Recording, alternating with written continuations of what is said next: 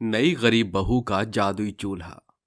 ये कहानी है बिजनौर में बसे एक छोटे से गांव की, जहां शंभुनाथ अपने संयुक्त परिवार के साथ रहता था।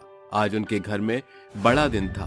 गाजे बाजे के साथ उनके बेटे की बारात दुल्हन के द्वार पर पहुंचने के लिए विदा हो रही थी। मेरे बेटे को किसी की नजर ना लगे। कितना सुंदर लग रहा है दूल्हे के सेहरे में मेरा संदीप। अरे अब बस भी करो भाग्यवान, और कितनी बड़ाई करोगी अपने बेटे की। बारात निकलने का वक्त हो चला है। इसके बाद शंभुनाथ अपने बेटे की बारात लेकर लड़की के घर आते हैं, जहां बड़े ही साज बाज के साथ उनका स्वागत सत्कार होता है। जिसके बाद पूरी विधि विधान से तुलसी और संदीप की शादी हो जाती है और तुलसी बहू बनकर अपने ससुराल आती है, जहां उसकी सास सुशीला कुड़कुड़ाती हुई कहती है, अजी कैसे गरीब घर की बेटी भी हलाए हैं हम। बेड़ा गर्क हो इसके बाप का। बोलो भला, बगैर दान दहेज के आज के दौर में शादी ब्याह शोभता है क्या? बस एक जोड़े में बेटी को विदा करके अपना पल्ला झाड़ लिया। अरे माँ, क्यों इस बेचारी पर तानों के बोझ लाद रही हो? एक पिता बरसों जिस बेटी को पालने पोसने में अपनी जमा पूंजी झोंकता है और एक बड़े वक्त बाद उसे एक ही झटके में दूसरे घर को सौंप देता है, फिर वो गरीब कैसे हो गया? और फिर हमारे घर में किस चीज की घटी है जो हमें तुलसी के मायके वालों से मांगने के लिए हाथ पसारना पड़े? बाहरी मेरे लाल, तूने तो कमाल ही कर दिया। ब्याह होते ही दल बदलू की तरह जोरू का गुलाम बन बैठा। अरे जात बिरादरी में जब पता चलेगा कि हमारी गरीब बहू के घर से एक खोटा सिक्का तक नहीं मिला तो पूरे गांव में हंसी उड़ जाएगी हमारी। अपनी सास का लालची रुझान देखकर ससुराल के दहलीज पर खड़ी बहू के मन में बदे ख्वाब उसी क्षण टूट जाते हैं। जैसे तैसे रात का पसरा अंधेरा सुबह के पहर में बदल जाता है। तभी शोरगुल सुनकर बहू झुंझलाकर उठती है, जहां उसकी सास छाती पीटकर रो रही होती है। अरे कीड़े पड़े उस कमबख्त चोर के, जिसने मेरे घर में घुसकर चोरी की। आग लगे उस चिंदी चोर माँ के मवाली बेटे को। अरे सुशीला, चोरों को क्या दोष दे रही है, जबकि लक्षण तेरी इस गरीब बहू के बुरे हैं। ससुराल में कदम पड़ते ही सारा सोना रुपया पैसे लुट गए। मंदा की मंथराई भरी बातों में आकर सास के गुस्से का गुबार बहू पर फूट पड़ता है और सभी के जाते ही वो बहू पर झपट पड़ती है। कुलक्षणी करम जली, निकल जा मेरे घर से। माँ, ये आप क्या कह रही हैं? भैया तुम बीच में मत पड़ो। इस अपशगुनी भाभी ने एक ही रात में हमें भिखारी बना दिया। एक इस मिट्टी के चूल्हे को छोड़कर चोर सब कुछ चुरा कर ले गए हैं। ऐसा गजब मत कीजिए माँ जी, मेरी जान ले लीजिए, मगर मुझे मायके मत भेजिए। मेरे गरीब बाबूजी ने पाई पाई जोड़कर मेरी शादी की है। अरे भाग्यवान, कैसी पत्थर दिल औरत हो तुम, जो अपनी गरीब बहू के गिड़गिड़ाने से भी तुम्हारा मन नहीं पसीज रहा। अरे तुम भी एक बेटी की माँ हो, छोड़ दो बेचारी को। ये चोरी नियति का बुरा लेख था जो हो गया। जैसे तैसे रात गुजरती है। बहू बचे खुचे राशन से ससुराल वालों के लिए चूल्हे पर खाना बनाती है। हे भगवान, ये तो थोड़ा सा ही खाना है, इसमें सभी की भूख कैसे मिटेगी? भगवान, मुझ गरीब बहू की लाज तेरे हाथों में है। जैसे तू द्वापर युग के दिनों में सुदामा का सहारा बना था, आज मुझ गरीब बहू की गुहार सुन ले, ताकि ये खाना कम न पड़े। इतना बोलकर बहू ससुराल के सभी सदस्यों को खाना परोसती है। खाने की उम्दा खुशबू से सभी के मन में घर में हुई चोरी की बात बिसर जाती है, जिसके बाद सभी चाव से खाना खाते हैं। खा चुकने के बाद जब बहू भूखे ही सोने के लिए बढ़ रही थी, तभी उसकी नजर चूल्हे पर चढ़े पतीले पर पड़ती है, जो अभी खाने से भरपूर भरी थी। ये कैसे हो सकता है? खाना तो इतना कम था, उसमें भी सभी ने बार बार मांगकर खाना खाया था, फिर भी अभी इतना खाना बचा है। बहू के मन में बचे हुए खाने को देखकर खिटपिट शुरू हो जाती है। अगले दिन ननद खाने को लेकर बहू से नोक झोंक करने लगती है। जाने कैसी मनहूस भाभी आई है, जिसके आने के बाद चूल्हा जलने पर भी आफत पड़ गई। सालों से ऐसा पहली बार हुआ है जब हमारे घर का चूल्हा यूं उदास पड़ा है। अपनी ननद के तीखे बोल सुनकर गरीब बहू की आंखों में ठहरे आंसू संभाले नहीं संभल रहे थे। वो चूल्हे के पास बैठी रोते बिलखते हुए बोलती है, मुझ गरीब बहू के माथे पर ये तू कैसा ग्रहण लगाए बैठा है। भगवान, काश उस रोज चोरी न हुई होती तो आज ये चूल्हा जल रहा होता। बहू के इतना बोलते ही चूल्हा जल उठता है। ये अचानक चूल्हा कैसे जल गया? कहीं ये चूल्हा जादुई चूल्हा तो नहीं बन गया? चूल्हे का जादुई अवतार जानने के लिए तुलसी चूल्हे पर खाली बर्तन चढ़ाकर बोलती है, अगर मेरा सोचा सच है, अगर तुम जादुई चूल्हा हो तो इसी क्षण ये खाली भगोना खिचड़ी से भर दो। गरीब बहू के इतना बोलते ही एक चकाचौंध चमक जादुई चूल्हे के चारों ओर घूमने लगती है, जिसके साथ भगोना खिचड़ी से भर जाता है, जिसे देखकर खुशी के मारे बहू का चेहरा खुशी से खिल उठता है। इसका मतलब कल रात ही ये जादुई चूल्हा बन गया था। खुशी से भरकर बहू सभी को बुलाती है। सासू माँ, ससुर जी, संदीप जी, जल्दी से यहाँ आइए। अरे क्या हुआ नासपीटी, क्यों सवेरे सवेरे किचपिच कर रही है? और ये खिचड़ी का सामान कहाँ से आया? कहीं ऐसा तो नहीं कि ससुराल वालों के सामने मसीहा बनने की होड़ में बनिए की दुकान से राशन लूट आई है? नहीं माँ जी, ये खाना इस जादुई चूल्हे की देन है। क्या बकती है? अरे ये चूल्हा मैंने अपने हाथों से बनाया है, बरसों से फूंक रही हूँ ये चूल्हा। मुझे तो आज तक इसने फूटी कौड़ी तक नहीं दी, और तेरे लिए ये चूल्हा खाने का खजाना बन गया। माँ जी, आपको यकीन नहीं होता? ठीक है, मुझे बताइए इस पल कि आप क्या खाना चाहती हैं, मैं बनाती हूँ। आहा, हाथ में एक चवन्नी नहीं, ऐसे में कर सकेगी अपनी सास की फरमाइश पूरी? चल ठीक है, मुझे मालपुए खाना है, बना। सास की फरमाइश सुनकर बहू फटाफट से खाली कढ़ाई चूल्हे पर चढ़ाकर बोलती है, ए मेरे जादुई चूल्हे, इसी पल इस कढ़ाई में मालपुए पक जाएं। जहाँ एक और सास के लिए चूल्हे पर कुछ भी बनने की गुंजाइश नहीं थी, वहीं गरीब बहू की आंखों में अपने जादुई चूल्हे को लेकर भरपूर भरोसा था। तभी अचानक एक सुनहरी रोशनी जादुई चूल्हे पर चमक उठती है, जिसके साथ कढ़ाई में मालपुए पकने लगते हैं, जिसकी खुशबू पूरे घर को घेर लेती है। अरे मोरी दैया, ये चूल्हा तो सचमुच जादुई है, मगर ये करिश्मा कैसे हुआ? बहू सास को सारा वाकया बताती है। माँ जी, ईश्वर ने हमें ये जादुई चूल्हा देकर हमारी बदहाली को दूर करने का रास्ता खोला है। हमारे पास पैसे नहीं, मगर इस जादुई चूल्हे के साथ से क्यों ना हम एक ढाबा खोलें, जिससे हमारे घर पर छाई गरीबी की बदरा भी छटेगी और लोगों को भी कम दाम में अच्छा खाना मुहैया हो सकेगा। सास को बहू की बात जंच जाती है, मगर उसकी आंखों के सामने बहू के साथ किए बुरे बर्ताव की छवि छितरा जाती है। बहू, अपनी सास को माफ कर दे। मंदा की बातों में आकर मैंने तुझे उस बात का दोष दिया जो तूने कभी किया ही नहीं था, फिर भी तूने उसे चुपचाप सहा। क्यों बहू? क्योंकि माँ जी, हर इंसान गलतियों से ही तो सीखता है, तो उसे उन बातों पर मिट्टी डालकर नई शुरुआत करनी चाहिए। इस तरह ससुराल के सभी जन गरीब बहू के ढाबे के ख्याल का समर्थन करते हैं, जिसके बाद बहू अपने जादुई चूल्हे पर बने खाने के बेहतर स्वाद से बहुतेरे लोगों के बीच छा जाती है। उस मिट्टी के बने जादुई चूल्हे ने गरीब बहू तुलसी को हर घर आंगन में जगह दे दी थी। सरोजनी अपने पिता मनोहर के साथ रहा करती थी। सरोजनी की माँ बचपन में ही गुजर गई थी। तब से उसके पिता मनोहर ने ही उसका देखभाल किया था। एक पिता होने के नाते उसने अपनी सारी जिम्मेदारियां अच्छे से निभाई थी। सरोजनी अब शादी के लायक हो गई थी और वो अपनी बेटी सरोजनी की शादी एक नुपुर नाम के लड़के से करने वाला था। नुपुर एक सॉफ्टवेयर इंजीनियर था और अच्छा खासा कमाता भी था। वहीं दूसरी तरफ नुपुर की माँ को एक संस्कारी, आज्ञाकारी और घरेलू लड़की चाहिए थी, लेकिन सरोजनी को तो खाना भी बनाना नहीं आता था। अरे बेटी सरोजनी, अब मैं क्या बताऊं, एक पिता के जितने फर्ज थे वो सब तो मैंने अदा कर दिए, लेकिन एक माँ का फर्ज मैं कभी नहीं निभा पाया।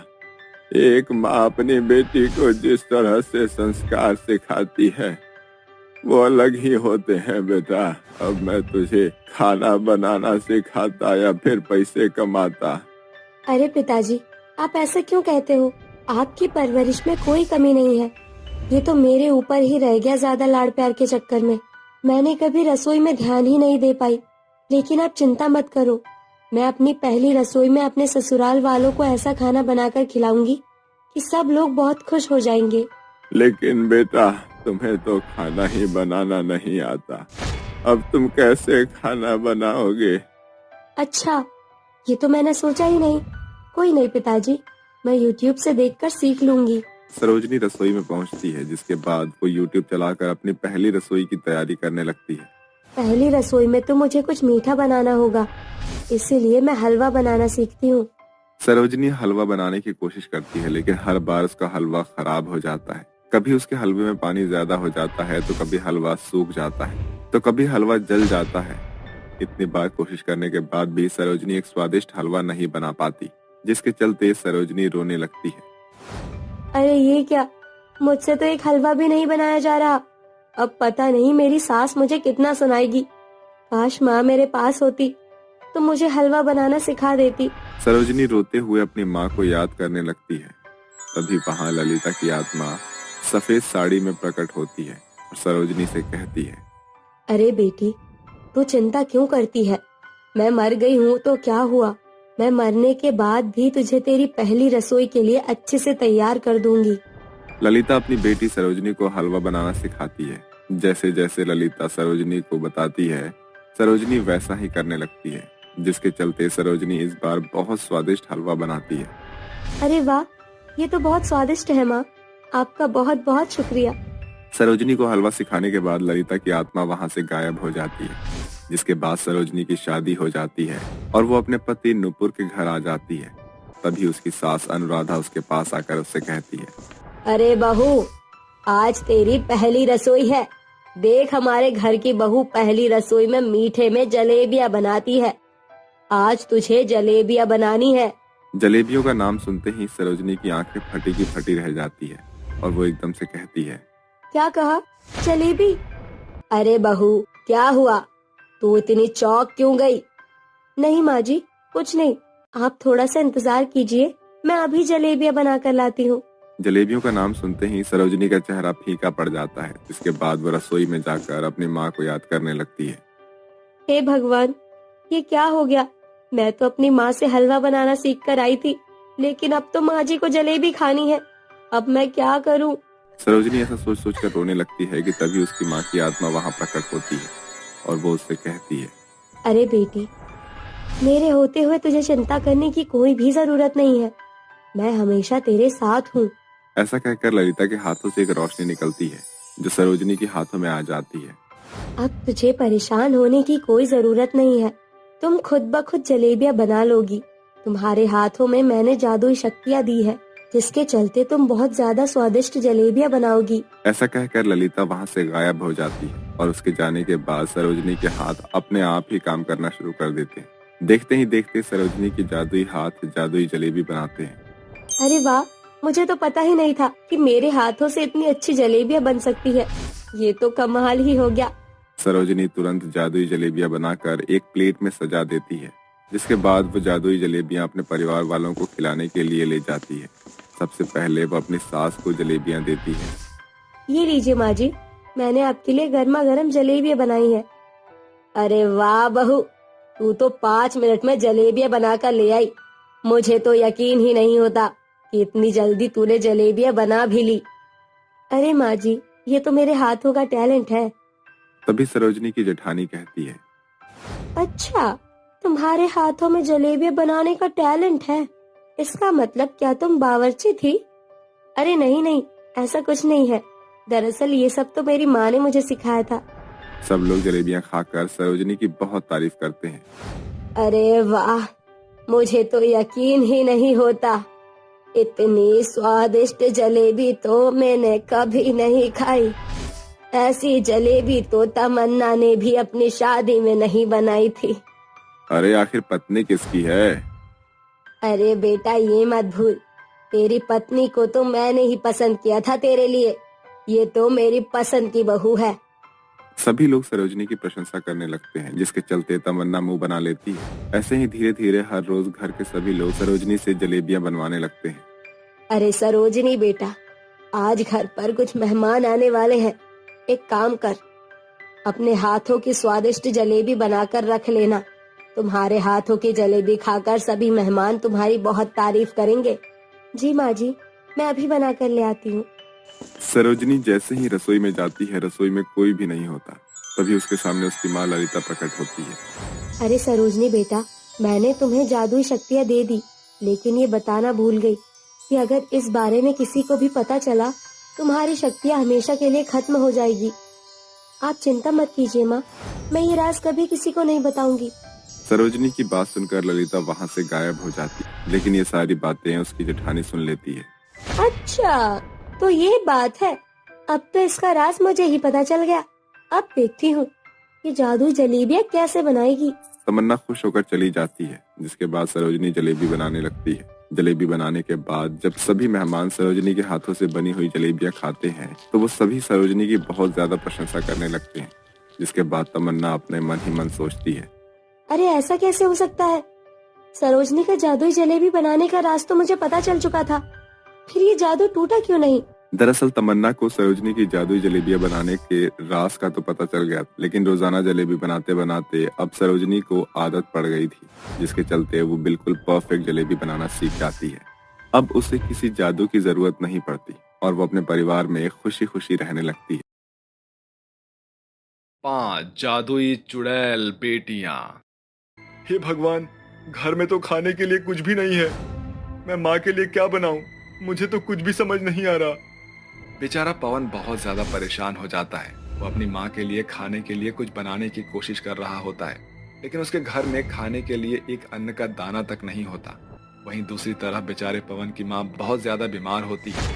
वो अपनी बीमारी के चलते खाट में पड़ी होती है और अपनी 5 बेटियों को याद करने लगती है।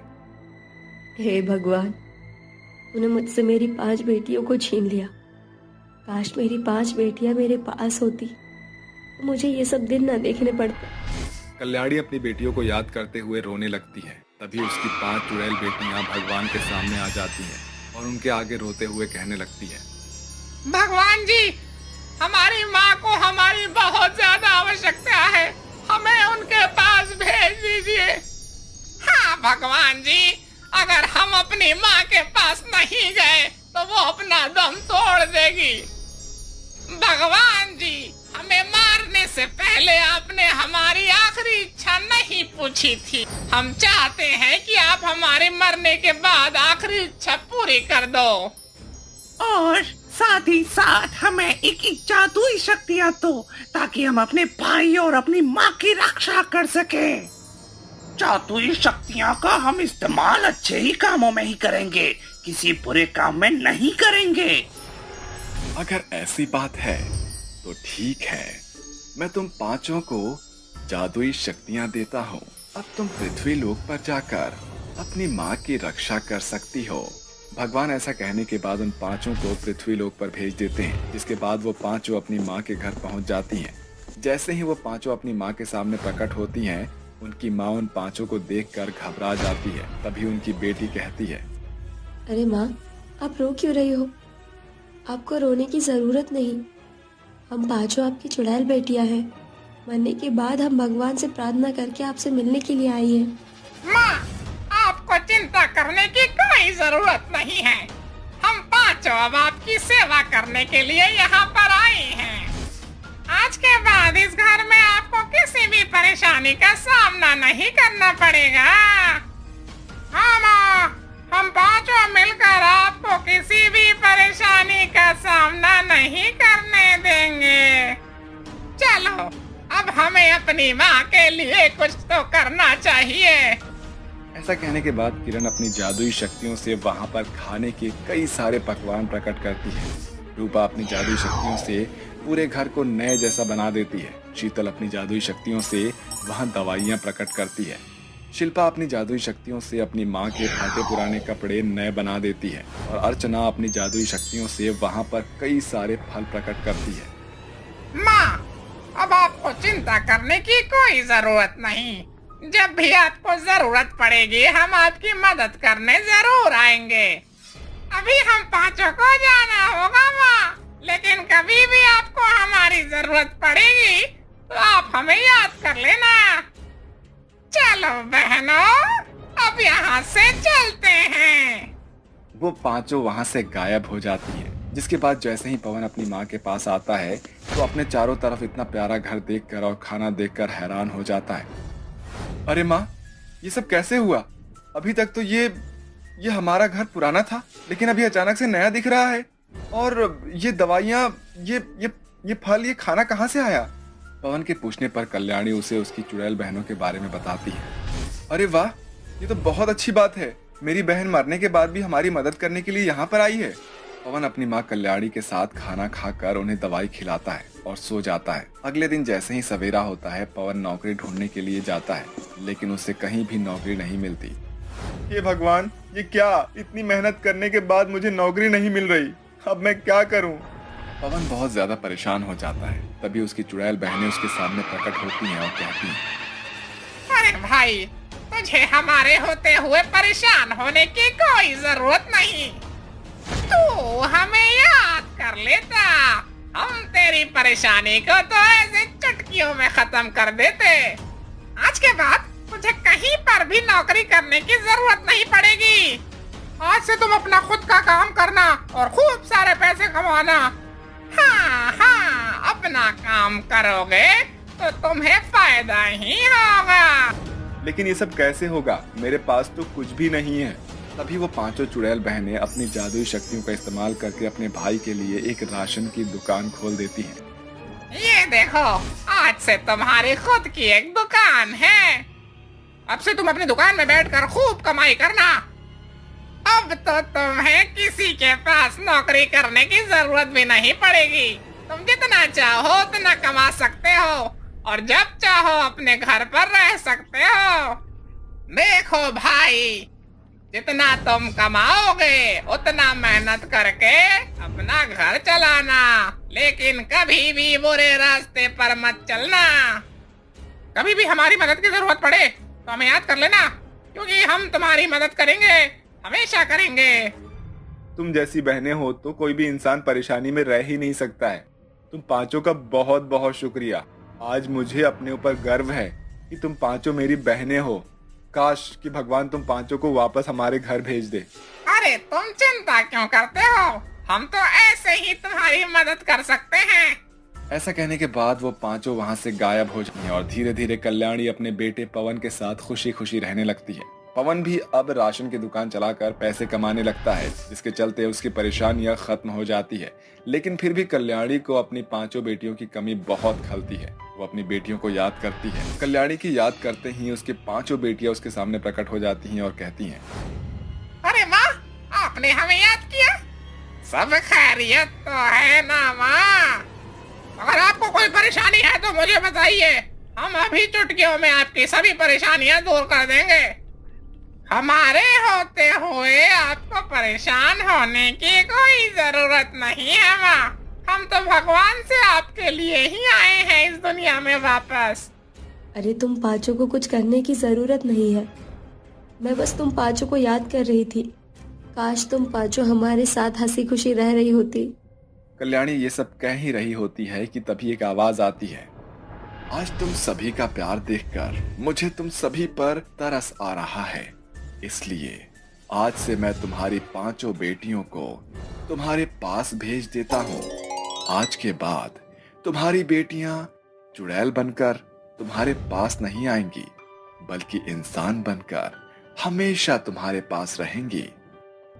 ये सुनते ही कल्याणी को बहुत खुशी मिलती है और वो कहती है, भगवान तेरा लाख लाख शुक्र है।